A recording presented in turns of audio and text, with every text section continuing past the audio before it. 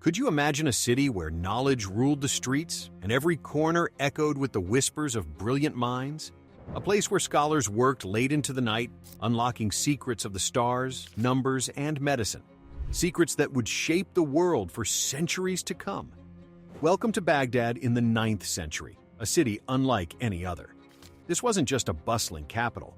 It was the beating heart of a revolution in learning, centered around a legendary place, the House of Wisdom. Setup: the rise of Baghdad. By 900 AD, Baghdad wasn't just a dot on the map. It was the Silicon Valley of its time. The story begins in 750 CE, when the Abbasid dynasty swept into power, overthrowing the Umayyads. They chose a new capital, Baghdad, built from scratch in 762 CE under Caliph al-Mansur. Nestled between the Tigris River's gentle curves, this circular city was designed to dazzle. Its nickname, the Round City, came from its perfect layout, walls stretching over a mile wide, with 4 grand gates welcoming traders, travelers, and thinkers from across the world. Baghdad grew fast. By the 800s, under Caliph Harun al-Rashid, it was a thriving hub of 1 million people, bigger than any city in Europe at the time. Markets buzzed with silk from China, spices from India, and ideas from everywhere. But what made Baghdad truly unforgettable was something far beyond its walls, a hunger for knowledge that would change history. Geography: a city built for greatness. Picture this, a city cradled by the Tigris River, its waters reflecting golden domes and towering minarets. Baghdad's location was no accident. The Abbasids picked a spot where trade routes crossed, linking Persia, India, and the Mediterranean. The river kept the city alive, watering crops, powering mills, and carrying boats loaded with goods and scrolls. Surrounding the city were thick, double-layered walls, 100 feet high, with watchtowers guarding against enemies. Inside, streets spiraled toward a grand palace and mosque at the center, a symbol of power and faith. But while the city flourished on the outside, behind closed doors, a revolution in knowledge was quietly unfolding. Design: the House of Wisdom takes shape. Enter the House of Wisdom, or Bayt al-Hikmah.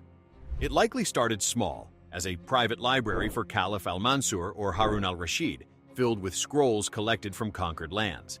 But under Caliph al-Mamun in the early 800s, it transformed. Al-Mamun, a ruler obsessed with learning, dreamed of a place where the world's greatest minds could gather. He poured gold into it, turning it into a public institution, a library, academy, and translation hub all in one. No one knows exactly what it looked like. Some say it was a single grand building with arched halls and shelves stretching to the ceiling. Others argue it was more of a network, a spirit that lived across Baghdad's libraries and study rooms. Whatever it was, it worked. Scholars flocked there, Muslims, Christians, Jews, Persians, and Arabs, united by one goal: to uncover the secrets of the universe. Hidden secrets: the translation movement. Here's where the magic truly sparked. The Abbasids didn't just hoard books. They brought them to life.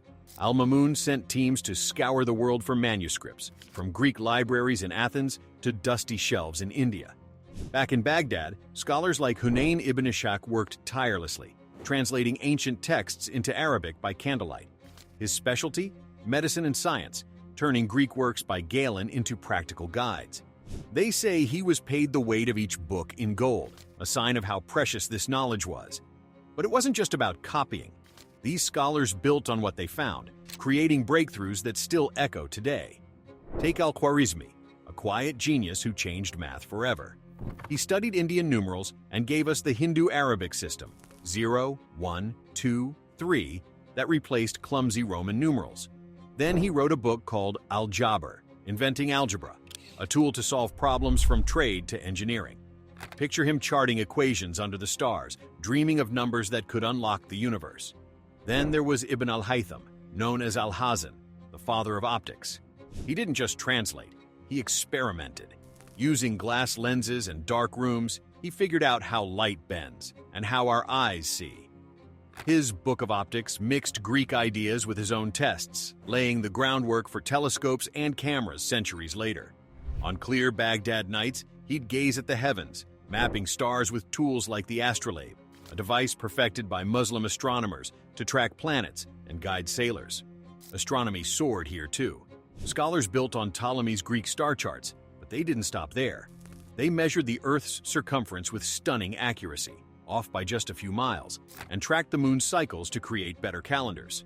These weren't just numbers, they were keys to navigation and prayer, tying the cosmos to daily life. Medicine got a boost from al-Razi, or Rhazes, a doctor with a sharp mind. He translated Hippocrates, then wrote his own encyclopedia, the comprehensive book, packed with cures and observations. He was the first to spot the difference between measles and smallpox, saving lives with his clarity. Imagine him in the House of Wisdom, surrounded by scrolls, blending Persian remedies with Greek logic to heal the sick. And it wasn't all science. Philosophy thrived too. Al-Kindi, the philosopher of the Arabs, took Aristotle's dusty ideas and fused them with Islamic thought. He wrote about the soul, the stars, and even music's effect on the heart, proving knowledge wasn't just facts, it was wonder. Together, these scholars wove a tapestry of ideas, mixing Greek, Persian, Indian, and Arab threads into something new, a scientific and philosophical awakening. For one brief moment, Baghdad wasn't just a city, it was the mind of the world. Threat, the fall of a jewel. Baghdad stood as the crown jewel of civilization, until one fateful invasion changed everything. For centuries, the city thrived, its walls holding back enemies and its scholars pushing humanity forward. But in 1258 CE, the Mongols arrived. Led by Hulagu Khan, they stormed the city, tearing down its defenses and flooding the streets with chaos. The House of Wisdom wasn't spared. Legend says they threw its books into the Tigris River, so many that the water turned black with ink for days. Was it a single building destroyed or a whole culture shattered? Historians still debate. What we know is this: after the Mongol sack, mentions of the House of Wisdom faded. Baghdad's golden age was over, leaving us to piece together its story from ruins and echoes. Legacy, a light that never faded. But Baghdad's knowledge didn't die, it spread. The House of Wisdom inspired libraries and universities across the Islamic world. In Morocco, the University of Al-Qarawiyyin opened in 859 CE, still standing today. In Spain, Cordoba's libraries carried the torch. In Cairo, Al-Azhar University rose. Even Europe felt the ripple. Translations from Arabic flowed into medieval schools, sparking the Renaissance centuries later. Think about it. Every time you use zero, solve an equation, or read about the stars, you're touching a thread that stretches back to Baghdad. The House of Wisdom gave us tools to build the modern world: math, science, medicine, all born in those dusty halls. What if Baghdad never fell? So here's the haunting question. What if the Mongols hadn't come? Could Baghdad have kept its crown as the world's knowledge hub? Might we have flown to the stars sooner, cured diseases faster, or unlocked secrets we still chase today? We'll never know. Baghdad may have fallen, but its legacy still whispers in our lives, a reminder of what happens when a city dares to dream bigger than its walls. As the sun sets over the Tigris today, the ruins of Baghdad lie quiet. But if you listen closely, you can still hear it: the scratch of a pen, the murmur of a debate, the rustle of a scroll unrolled by curious hands. The House of Wisdom wasn't just a place, it was a fire, a flame that lit the dark and warmed the world. And though its walls are gone, that light burns on in every question we ask, every star we chart, every life we save. Baghdad's story isn't over, it lives in us.